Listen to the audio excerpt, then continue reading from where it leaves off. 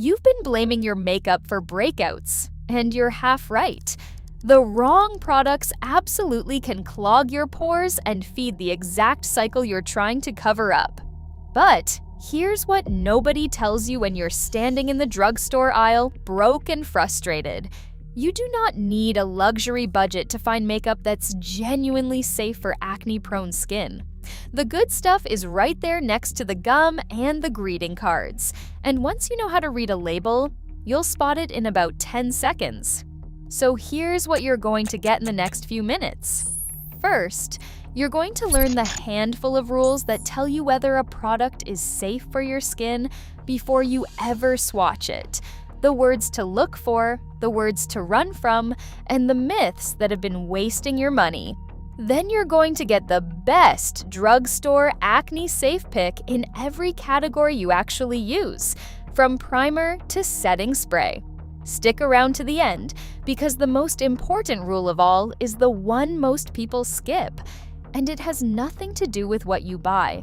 Let's start with how to actually read a label, because this is the part that saves you. The first word you're looking for is non-comedogenic. That's the formal way of saying the product was formulated not to clog your pores.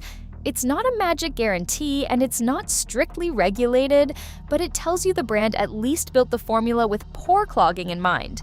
When you're choosing between two products and everything else is equal, the one that says non-comedogenic is the one you reach for. The second thing you want is fragrance-free, and this one matters more than people realize. Added fragrance is one of the most common irritants in makeup, and on acne-prone skin, irritation and inflammation make everything worse. Unscented is not the same thing. Unscented can still contain masking fragrance. You want the label to actually say fragrance-free, or to show no fragrance or parfum in the ingredients.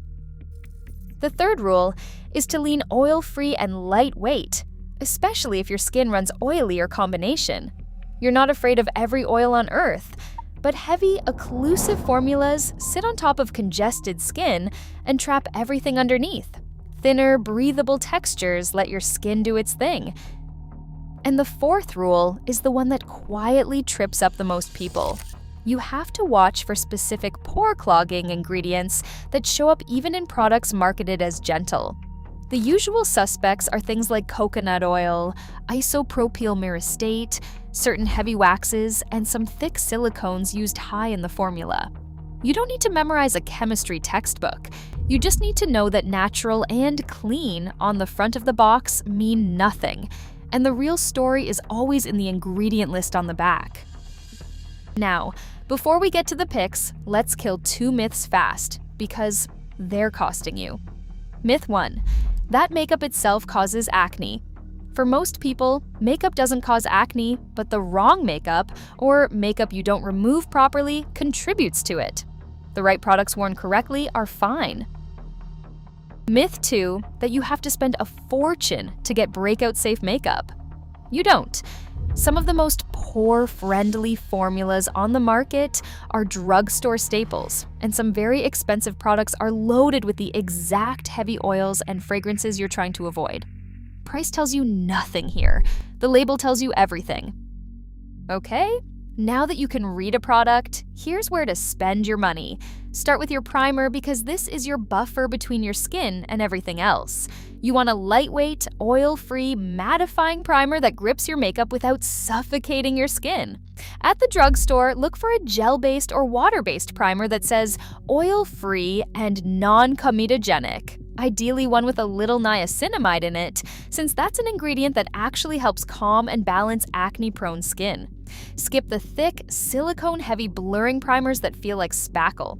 Your pores can feel the difference. For your foundation, this is the big one. You want oil-free, non-comedogenic, and fragrance-free, in a finish that suits your skin type, a matte or natural finish if you're oily, a more hydrating but still non-comedogenic formula if you're dry. The drugstore is genuinely strong here. Look for the words oil-free and won't clog pores right on the bottle, and favor lighter to medium coverage you can build, rather than a heavy full coverage formula you have to cake on. Bonus points for foundations that include skincare ingredients. like salicylic acid, which is a gentle exfoliating acid that helps keep pores clear while you wear it. You can wear coverage and treat your skin at the same time. For concealer, the rule is the same, but the stakes are higher because you're putting this directly on top of active breakouts. Reach for a lightweight, non-comedogenic concealer, again, ideally one with salicylic acid, and use it in thin layers, spot applied where you need it instead of slathering it everywhere. A thin, breathable layer that covers is always better for your skin than a thick mask that cracks and clogs. For powder, you want a finely milled talc-light or talc-free setting powder that controls shine without sitting heavy in your pores. A translucent, non-comedogenic loose or pressed powder does the job. The trick is application. Press it gently into the areas where you get oily, like your T-zone, rather than burying your whole face in it. You're setting your makeup, not entombing it. For blush and color, your safest bet is usually a powder blush, because powders tend to be lower risk for clogging than heavy creams, especially if your skin is congested. Choose a fragrance-free powder blush and build the color gradually. If you love a cream blush finish, that's fine too. Just go back to the label and make sure it's non-comedogenic and skip anything with coconut oil or heavy waxes near the top of the ingredients. And for your setting spray, look for an oil-free, fragrance-free formula, ideally one labeled for sensitive or breakout-prone skin. A good setting spray actually helps you here because it lets you melt powders into the skin and use less product overall. Avoid the sticky, heavily scented ones. Your skin is going to be wearing this all day. So let's bring this home because the last rule is the most important one, and it's the one almost everyone skips. The single best thing you can do for acne-prone skin isn't a product you put on, it's how you take it off. No matter how perfect your makeup is, sleeping in it or removing it lazily will undo everything. You have to cleanse thoroughly every single night. A gentle cleanse to melt the makeup, then a proper wash to actually clean your skin. Clean your brushes and sponges regularly too, because a dirty applicator is just bacteria you're painting onto your face. Get that part right, and breakout-safe makeup actually delivers on its promise. Get it wrong, and the most expensive non-comedogenic foundation in the world can't save you. One honest note before you go. Everybody's skin is different, and non-comedogenic doesn't mean guaranteed for you specifically. A product that's perfect for one person can break out another.